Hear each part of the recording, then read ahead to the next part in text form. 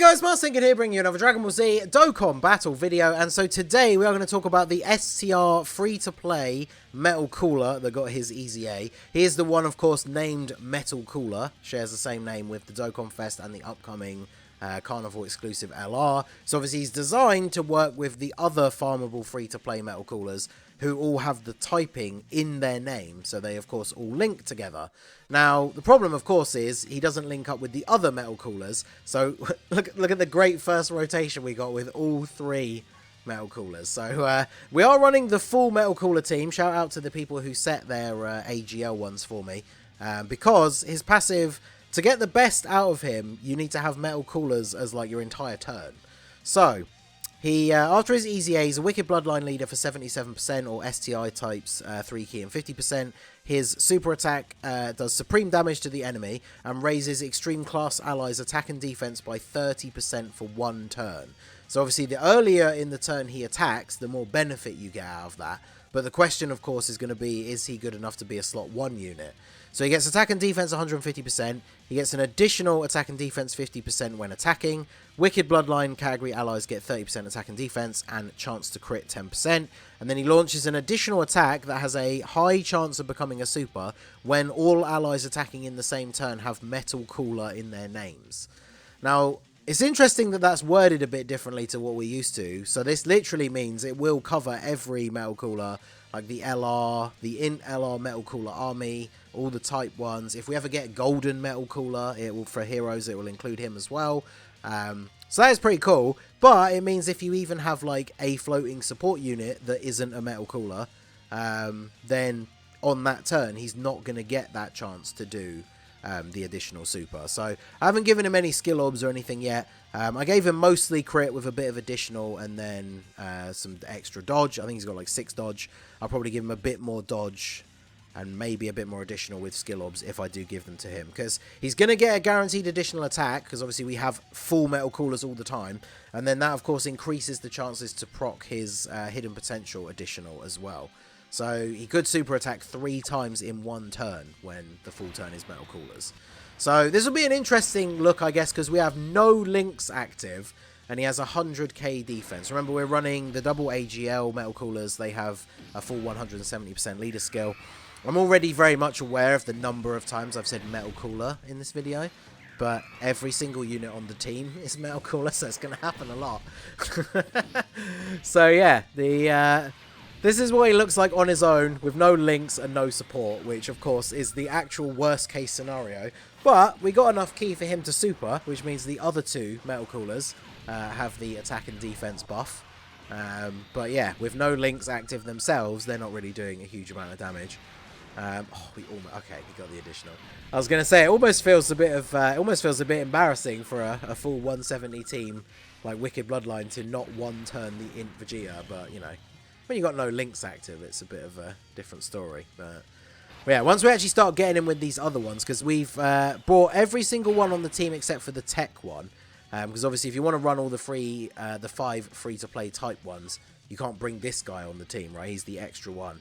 So I decided to replace the tech one, because each of them have their own unique abilities, and the tech one, all they do is lower attack and defense of the attacked enemy.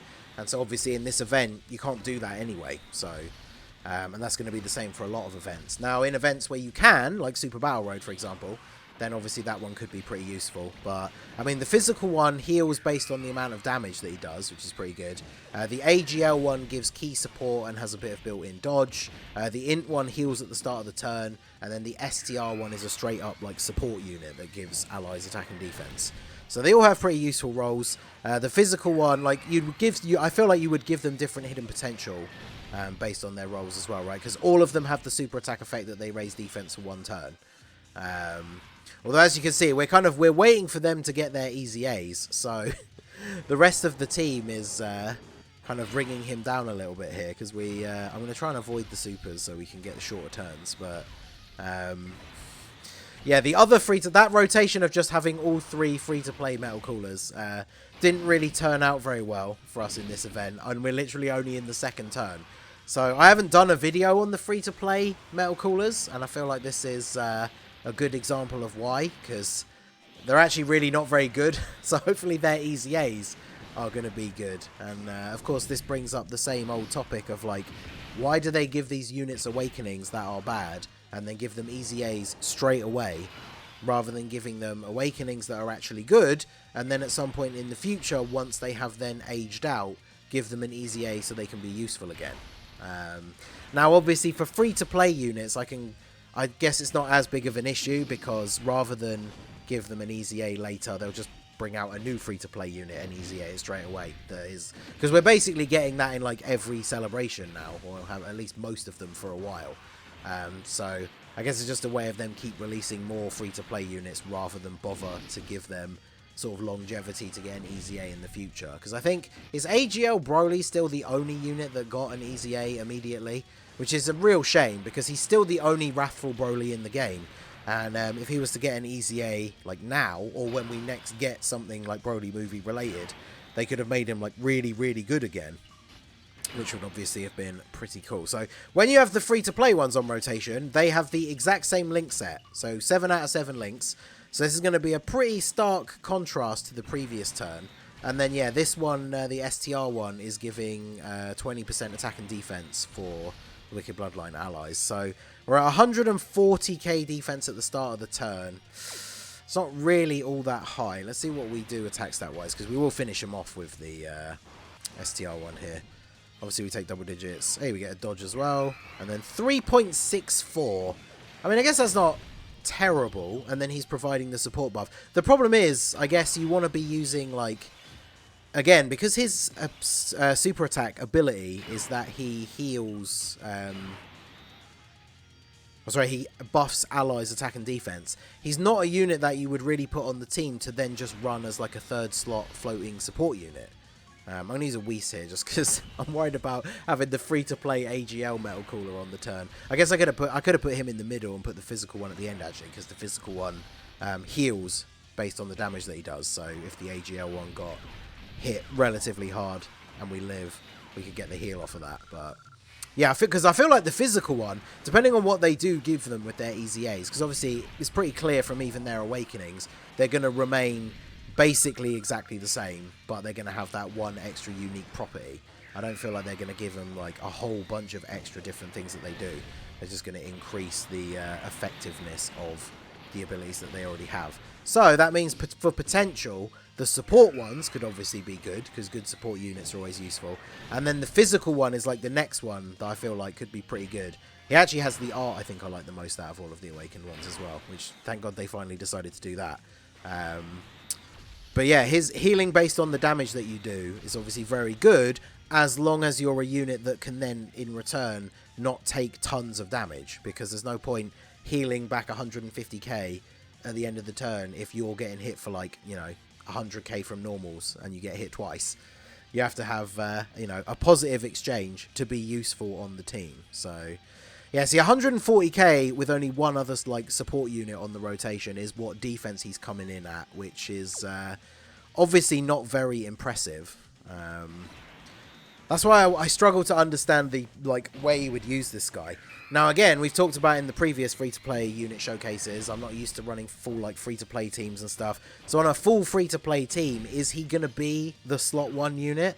I mean, I guess it depends what they give these free-to-play Metal Coolers, as we were just saying. Like, they all raise defense for 1 turn on Super. Imagine if they took away the just for 1 turn. So all the free-to-play ones had infinitely stacking defense. That would be kind of interesting, because then if you had long enough to stack up, you could actually get, the physical one as, a main rotation unit. His defense is high enough that he's barely taking any damage, and then he's healing you a decent amount by every time he deals damage to the enemy. Stuff like that could be really good. But yeah, none of them really have an ability that screams like they're going to awaken into a slot 1 unit. I guess the AGL one, if they give them a much higher, dodge chance, maybe. But yeah, in terms of, running the full free-to-play team, it feels like the STR Metal Cooler is the one that's kind of designed to be the slot 1 unit. And, I mean, if you've just got the AGL Metal Cooler and you're running the full free-to-play team like we are here, then you're obviously on a 170 lead. If you're running his lead, so the 77%, and then you're bringing, a friend Metal Cooler, obviously remember his stats are going to be even lower. We're not even getting to 150k defense. Now, of course, he does give himself the buff when he supers, so I mean at the start of the turn. When he super attacks, his defense is going to go up, but he's obviously not even going to be at like 200k, especially if you then also have no support on the turn. So overall, I'm not too sure what to think about him. I'm trying not to be too harsh about free-to-play units at the moment, but yeah, nothing about him really seems that impressive. Whereas, like, you know, even if you're not free to play and you pull like the new LR Metal Cooler, you've got the AGL one, the Dokkan Fest, like Easy Aid with some dupes and stuff like that. Obviously, JP has the Easy Aid for the Int Metal Cooler army and Global doesn't yet. But if you want to put that kind of team together because you actually have all the units, then out of these free-to-play ones, what you're looking for is which are the ones that would actually make it onto like my team, even though I have all these other good units to use. So hopefully, at least one of them out of the free-to-play ones will get an Easy A that makes them good enough that they would fit onto that team. But I don't know if the STR one is really it, especially considering that super attack effect. You get the most value out of it in slot 1, but he's not a very good unit for slot 1. So I'm not too sure how I feel. Let me know what you guys think down below about the STR Metal Cooler. I feel like even though he has his Easy A already, the free-to-play ones are better than him, potentially. But, I mean, there goes one of the free-to-play ones getting taken out anyway. So, yeah, let me know what you think about them. We'll do a full video again with the 200% Metal Cooler lead, if I manage to pull him, of course, with the free-to-play ones once they actually get their Easy A. And so I'm hoping they can look a lot more impressive. So let me know what you guys think down below in the comment section. So that is going to be it for the video, guys. This has been The Masked Ningen. Smash that like button, subscribe to the channel if you are new. Check out the links down below for the Discord and the merch store. And I will see you all again soon.